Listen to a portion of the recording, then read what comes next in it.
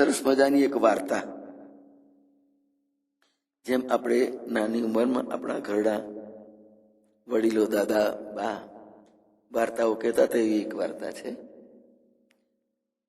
જીવન પાથેમાં ક્યારેક એની પણ મજા લઈએ એવી જૂનવાણી. એક રાજા હતો. એને પોતાની રાજધાનીમાં વૃક્ષો ઉછેર્યા. સાગ છે, સીસમ છે.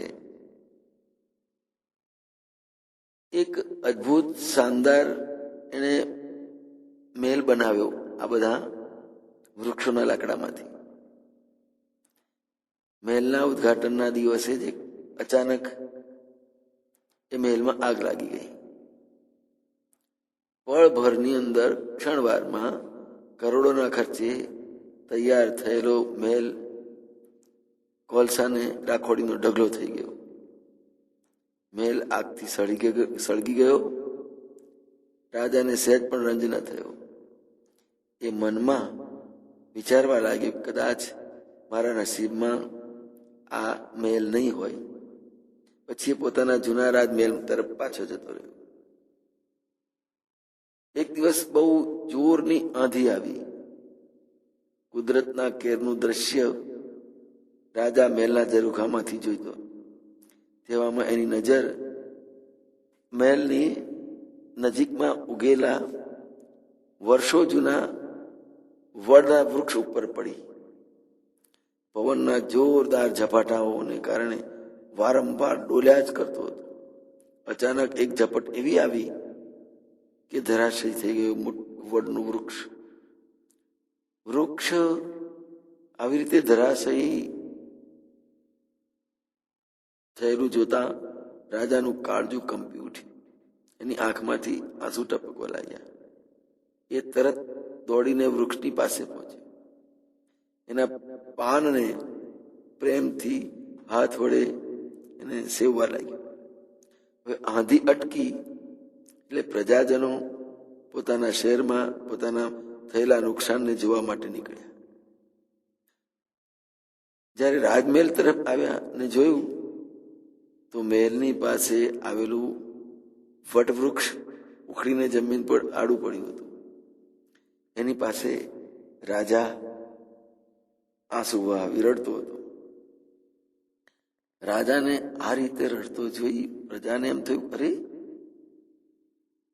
એકબીજાને પૂછવા લાગ્યા, કેમ રડે છે રાજા?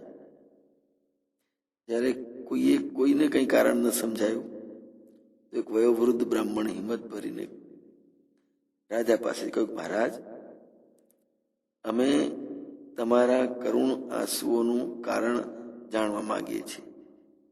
રાજાએ આંસુ રોજતા કહ્યું, આ ઝાડ ધરાશયી થયું તેના કારણે રડું છું.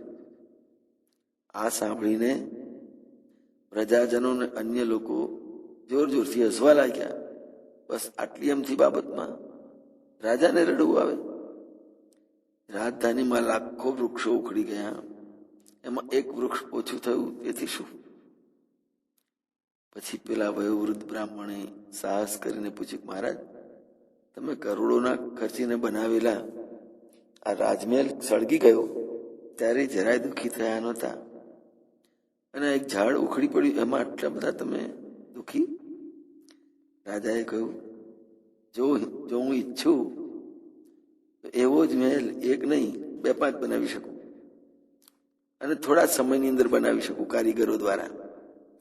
પણ પ્રકૃતિ દ્વારા નિર્મિત એવું આ વર્ષો જૂનું આ વડનું વૃક્ષ ફરી ઉછેરવાની મારી તાકાત નથી.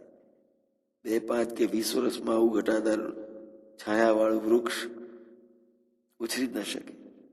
મહેલમાં તો થોડાક વ્યક્તિઓ રહી શકે, પણ આના શીતળ છાયાની અંદર કેટલાય વટેમાર્ગુ યાત્રીઓ રાહત મળશે. પક્ષીઓ માળા બાંધશે, પ્રાણીઓ આશ્રય કરશે. રાજાના મુખે આ વાત સાંભળીને પેલો વૃદ્ધ બધા જ લોકોને નિરુત્તર કરી દીધા. જય મહારાજ.